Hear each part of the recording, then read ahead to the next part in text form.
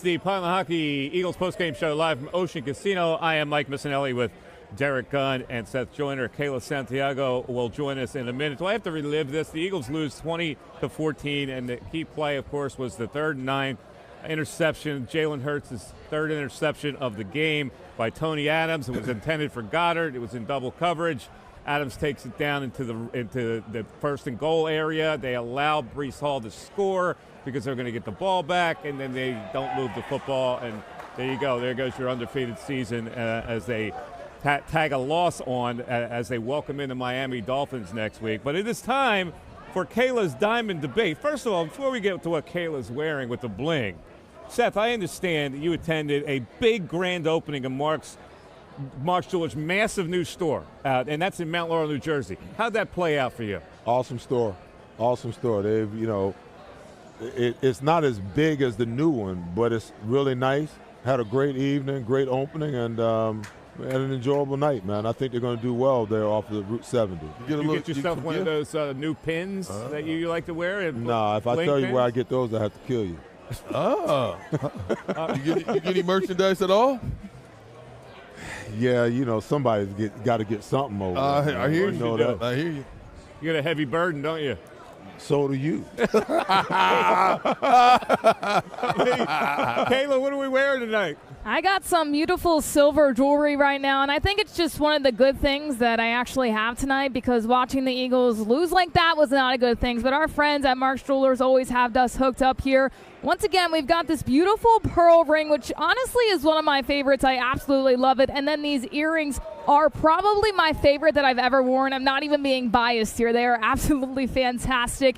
And this bracelet, it is shining brighter than the Eagles did today, so I can't be too mad about it. But, guys, we're going to go to the Diamond Debate right now, and I want all of the fans also to go on our Twitter page and look at this Diamond Debate. Let us know what you think in the comments. Make sure you vote on it as well.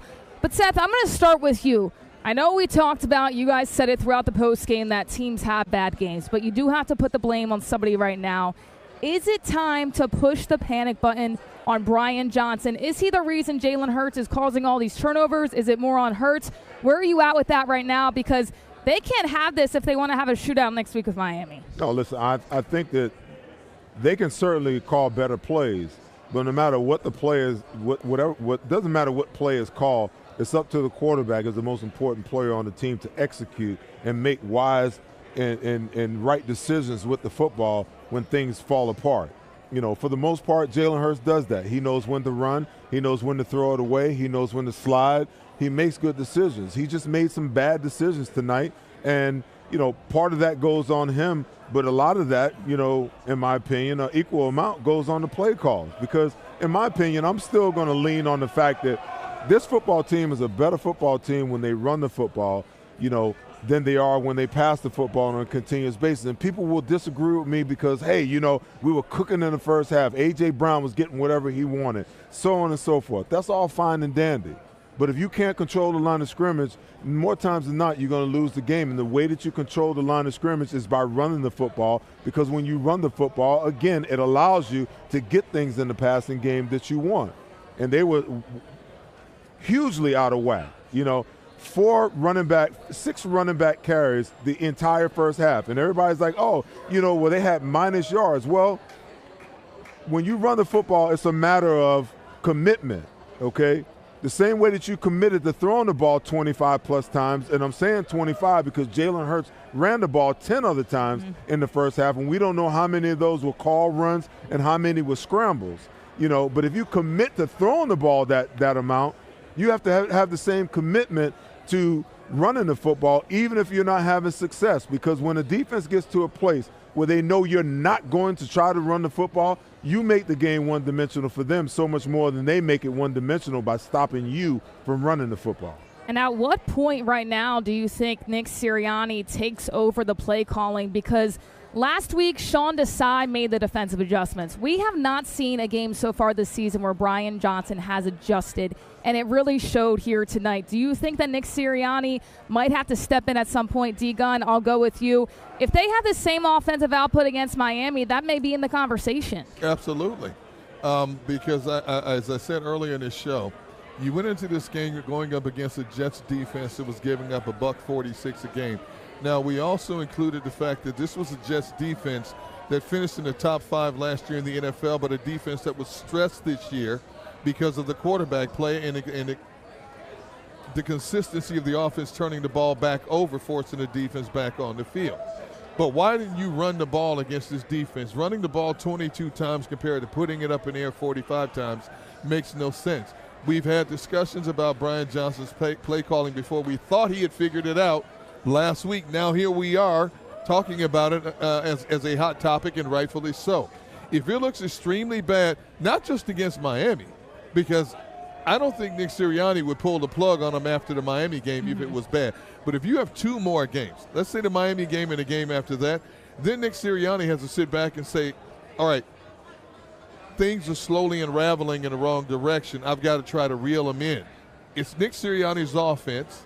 You know, he's the one that brought it here. That's the reason why he got the job. He wowed Jeff Lurie, so on and so forth. This is his signature. And obviously he wants it run a certain way, the way Shane Steichen ran it a year ago. If that's not the case, then Nick Sirianni has to step in. We've seen coaches who are offensive-minded head coaches do this thing before. It's not out of the question, but you also wonder, how much does it affect Brian Johnson down the road in terms of his role with his team and his prospects of getting head coaching jobs somewhere else? A tough game here today. Eagles no longer undefeated. And Seth, a few weeks back you said that you're not too worried about Miami. You look at this offense right now. If it comes down to a shootout, are you worried? Because right now, if I have to be honest with everybody, I'm terrified of Miami next week, especially if they play like they did tonight. Or do you think it's a one-hit wonder in terms of the Eagles never playing this bad again this season? Listen, coming off of a game like this, you know, not only will they be inspired, but they'll be motivated. There's no doubt they're playing against a high-powered offense. It looked like today they were losing the game early. Who did they play today, D-Gun? Carolina. They were losing 14-7. So they were losing the game early, and then they pulled even, and then they went up by 7. The next thing you know, they posted 42 points in the game. So that tells you that they're explosive offensively. I can't wait to begin to break down what Miami does. I want to see possession-wise how many possessions they had today, because this is another one of these teams where the run game, in my opinion, guys, is going to be important next week for the Philadelphia Eagles, because they have to minimize the amount of possessions that the Miami Dolphins has in this game. If they have double-digit possessions or more, it's going to be very, very difficult for the Eagles to match them. That means that every single time that they get the ball, they're going to have to score. And the Eagles are not a patient offense. They're not the type of offense that says, hey, you know, we're going to take what you give us until we can get what we want. No, they get tired and they get, you know, kind of impatient sometimes, and then they start to force the ball down the field. And in my opinion, that's where they get themselves in trouble. Run the ball, stay in third and manageable situations, move the chains, make sure that you're eating up clock, that you don't give them multiple possessions in this game, because you don't want to get in a shootout like this. You got your secondary is banged up and injured, okay? You got your starting linebacker is back for the first game. I'm trying to figure out, let's see statistically, what did he do today? I would venture to say not a whole lot. Not a whole lot. Nakobe Dean, 3 total tackles, okay? 4 total. You know, you got all of this going on, and you got to figure out a way how to tamp down the high-powered offense that this is. And the problem is they can run the football too, you know. And when they can run the football and they can turn around and get into their play-action game, that's where they're most dominant. You know, the Eagles have got to figure out how they can get back to some of that themselves. What's the adjustment if Lane Johnson can't play next week? He probably will be a little bit limited in practice. I know that Jalen Hurts was so close to MVP this season, but when you look at this offensive line right now, it's a completely different team without Lane Johnson. D-Gun, I'll go to you because you were talking that the next X-rays were negative. But at this point right now, you may or may not have Lane Johnson. He may be 50%. Is this more on Jalen Hurts to say, I'm the leader, let's figure this out? Does Brian Johnson need to step up? Because you can't have the same mistakes on the O-line with or without Lane Johnson next week. No, this is starts with Jeff Stoutland. This is on Jeff Stoutland. He's got to figure out who's best suited. to play that right tackle spot if Lane Johnson can't go. And right now, Jack Driscoll is their primary option. We don't even know if Tyler Steen is ready yet, because they've also cross-trained him to play a number of positions along the offensive line. But granted, he is a rookie, and you're going to thrust him in a situation like that to play a team like Miami, where his mistakes be even more magnified than a veteran like a Jack Driscoll. So as we sit here right now, the options are very limited in terms of what they can do. I said on this show, I said, I saw this Jack Driscoll act a year ago, and it was not a pretty good act. And sure enough, it turns out to be the same case today. Now, if anybody can coach up the next man up to get them ready for a big game, it's Jeff Stoutland. So I'm going to give Jeff Stoutland all the benefit I can possibly give him, that whether it is Driscoll or whoever they decide to put over there is going to be ready to go. And as crazy as it is to say the positives of this defense right now, there are so many guys that have gone down 3 to 4 in the secondary here tonight, and Sean Desai is consistently adjusting right now. Jalen Carter was out to start this game. So is Darius Slay. Seth, I know you're a defensive guy. The overall rating so far on this defense at this point of the season, it didn't go their way tonight, but you guys all mentioned it. It wasn't the defense's game to blame. Well, absolutely not. I mean, I think the defense has played as about as well as it could play. They rank as probably the top run defense in the National Football League this year after, ranking somewhere around 17, 18, giving up 120-something yards per game. They started off the season, giving up 300 yards the first 3 games of the season. They brought that number down systematically over time. They started off the beginning of the season averaging over the first 3 or 4 games right around, I want to say, 2 turnovers per game. And I said back then, the offense can, and the special teams, they can count on that now. Mm-hmm. But what I do know is that those turnovers, they come in bunches, they come in droves, and then sometimes, you got these periods where, you don't get any at all. So defensively, I think that Sean Desai has done about as good a job as he could do. You got these young guys that are moving out, playing out of position, trying to figure out, what your slot corner is going to look like after losing your top 2 guys at that position. He's just constantly in protection mode, and he's constantly in this mode of trying to figure out how he can call as aggressive a game as he can with the pieces that he's been given. If he's got a full complement, there's no doubt that they can do a lot of different things with the pass rush that they have. But, to John McMullen's, point, he's constantly trying to figure out how he can protect these young guys. It's hard to call defense that way, when you got a guy you're not sure whether he can get it done or not. And I'm going to go down the line here to all of you guys. Is this a fluke loss? Is just the games happen in the NFL that are bad? Or are you really concerned? Because for me right now, I feel like last week was the first week I could say they actually truly won that game. Every other week to me, it was a win is a win. Personally, I'm a little bit concerned, especially with the schedule coming up. We'll go down the line, though, because I know you guys have debated this a little bit. But where are you at right now for this Eagles team going forward? For me, it comes down to the injuries, and I said at the beginning of the season, a lot of this team's success is going to depend on how healthy they can stay. Lane Johnson's a big one. The mess that they have in the secondary is a big deal because you can rush the passer as great as you want to rush the passer, but when the coverage isn't synced up with the pass rush, it's almost an oxymoron, And now, you got a situation where your quarterback has played probably the worst game that he's played, since his second year his first year as a starter 2 years ago. What's the bounce back look like? I've got confidence that this team, isn't trending in a negative direction, that they'll get it together. But I just feel like on the defensive side of the ball, they got a lot to overcome because they're about to play, probably 3 of the 4 top offensive teams in the National Football League over the next 5 to 6 weeks. And you need to be at full strength. So if you don't have all your pieces where you need them, it's going to be touch and go. It really is. And then can you say who you are offensively?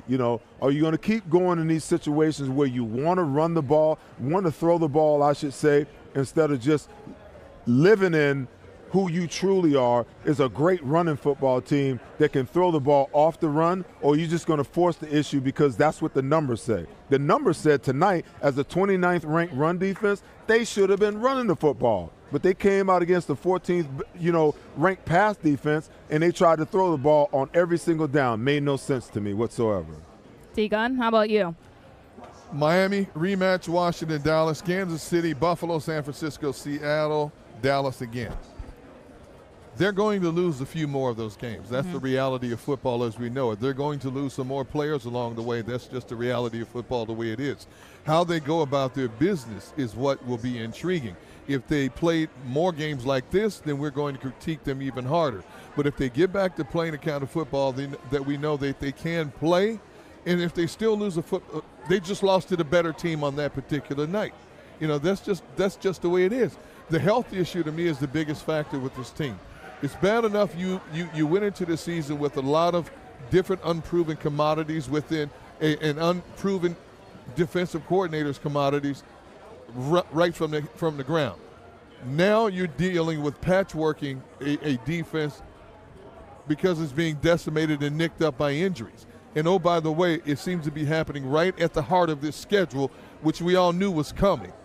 So how does Deshaun decide, Matt Patricia with his experience, how does he lend a helping hand to try to stabilize this thing? The trench warfare will take care of itself.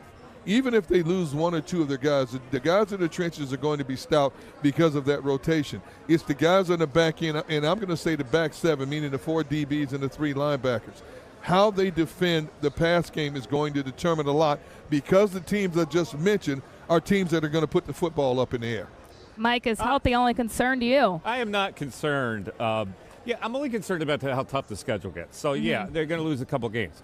I just wish that they would coach smarter on offense. Like, I didn't understand their game plan today. To Seth's point about not running the football, but you're talking about a secondary that was down to their 4th and 5th guys with no Sauce Gardner out there, and they're playing a zone that allow you to take short patterns. I just don't understand why they don't attack that sometimes. A.J. Brown, who, by the way, set an Eagles record for 4 straight 125-plus games. So that's pretty significant. He got 9 targets. He should have got 15. That slant against that zone should have been deadly. Get the ball in your hand quick. Yeah. I don't understand why they don't adjust to certain things that they see that a team is already weakened in the secondary, has to survive in the zone. Sometimes that befuddles me. So I think they got the coach smarter on offense with that coordinator. And the only concern is they're playing really tough teams. But they're still they're the second best team in the NFC. Yeah. So I'm still okay with that. It is crazy to think that right now. And I do like your guys' point of it just happens in football, because coming into this game, seeing the 49ers lose, you say, okay, the Eagles can really show that they're the only undefeated team in the NFL, but they just lost to the Browns. The Eagles fall to the Jets. These things happen just a little bit. But going back to the offensive side of the ball here, you look at this offense, and they have the skills everywhere on the field. You have Jalen Hurts, who honestly in the first half of that game, in my opinion, was the best physically we've seen him all throughout this year. He was scrambling out of the pocket, making these magician throws, and then somehow towards the end that confidence kind of goes back on him. And Farzi brought up a great point, is his mental state when he turned that ball over late in the game. It wasn't something we've really seen his whole entire football career. So right now, if you're Jalen Hurts at this point, are you talking to Nick Sirianni? Are you talking to the offensive coordinator and Brian Johnson? Because something's got to change a little bit. I get they have these offensive weapons, but running the ball throughout this season with DeAndre Swift has really helped them. They've got to figure out how to incorporate it a little bit more. What do you want to see out of the gate starting next week? Do you want to see DeAndre Swift having as many touches as he did earlier in the year, or do you trust that offense and Jalen Hurts to air the ball out and get that confidence back? See, I felt like this year was the year where Jalen was going to evolve into the complete quarterback. And when I talk about the complete quarterback, this is what I mean. I want to see Jalen Hurts play quarterback from the pocket. Mm-hmm. And then when everything else breaks down, use your athleticism to make a play, okay? Learn how to play quarterback from the pocket. And he's shown in the past that he could do that. I think that defeated look that you saw in his face was more of a confused look, so much more so than it was a defeated look. And I think we kind of saw that look on his face early in the season when they were showing him some coverages and he thought he saw one thing, but he was really seeing something else. Well, guess what? Teams got 6 games worth of tape right now, and they're going to be able to dissect it all and figure out what it is that's confusing Jalen Hurts that he's not able to figure out. It's up to Brian Johnson, it's up to Nick Sirianni, and it's up to Jalen Hurts to figure out those coverages that are confusing him, because there's nothing new under the sun. They're not doing anything that, a quarterback D Gun has never seen before. Right. They've just got to figure out how to get him to see it in game, to dissect it and know what the adjustment is and where he should go with the ball as far as that defense is concerned.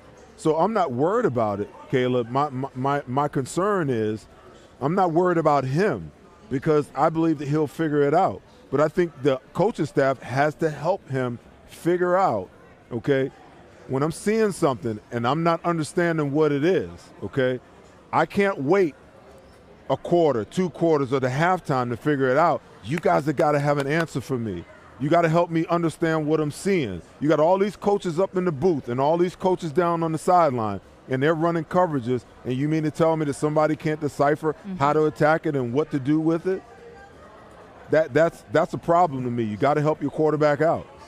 I think one of the biggest things, too, and I said this on the halftime show, is that Brian Johnson has to make these adjustments during the halftime break like Sean Desai did a week ago. We haven't seen that so far yet. It would be great to see it against Miami, to be honest. I would absolutely love to see that. But at this point right now, we haven't seen Brian Johnson do just that. And listen, they've got a really tough schedule coming up, but I do not want to see on the last play of a game when you have over a minute left to go one more time of Jalen Hurts airing it down the field to Devontae Smith in double coverage. You have to make smarter play calls in that situation. I think they'll be fine, but I don't think Brian Johnson has this huge leash right now that he can go off of. He's got to prove himself, and it has to be soon. All righty, that does it for the Mike, Diamond debate. Look, I got to ask, because she gets to ask all the questions. I got to ask you something here. All right, so what was more shocking to you? Let me ask you this. Watching the Eagles play the way they played tonight, or having to listen to us engage in a heated discussion? Well, the heated discussion's really entertaining all the time. I was listening over there, and you guys are going back and forth, and you make great points as well. It was more shocking to me, though, how the Eagles played. I mean, not scoring at all in the second half. I predicted them winning 24-14. So you guys are super entertaining, but I was more shocked that the Eagles did play the way they did, especially in the second half. We're here to amuse you. All right, you met Mark Forzetta is coming back with us. He's going to tell us about the great charity we're involved with and who's in the lead of this big contest that we're running. Instead, we're going to talk to also Dr. Bruce. Is coming. A lot of injuries we have to talk about. Guys that got injured in this game, and people that may be coming back that are still on the shelf. And this Lane Johnson thing is a very precarious situation. It is the Pond Hockey Eagles post-game show from Motion Casino, and we're back after that. Hello. And welcome to the Diamond Debate with Liam and Hillary in the heart of Montgomeryville, PA at Mark's Jewelers. So what do you got for us today, Hillary? Well, Liam, to kick off this football season, there's no deflate gate here. There's a 3-carat oval diamond. It's earth mined and it's completely natural. What do you think of that? Now that's stunning. I mean, millions of years under the Earth's crust for something so small and beautiful. You think she's small? Well, I mean, do you have anything bigger? Of course I've got bigger. I mean, bigger's always better. That's what they say. Well, I've got an earth mined natural 5-carat oval diamond. Was that big enough for you? Wow. 5 carats? That's a carat a finger. That's something right there. I can't imagine anybody saying no to one of these. No, I guess not. Do you have anything smaller, maybe? Smaller is subtle and definitely beautiful still, and it's still fabulous. An earth mined oval diamond set in a solitaire setting. This comes in 14-carat yellow and white, 18-carat yellow, white, and platinum. Any way you want it. What do you think? I mean, any way you want it. I can't imagine it any better, any different way. That's right. So come down and see us here at Mark's Jewelers, where love grows here. Every day of the week except Mondays and Sundays. That's right. We're closed.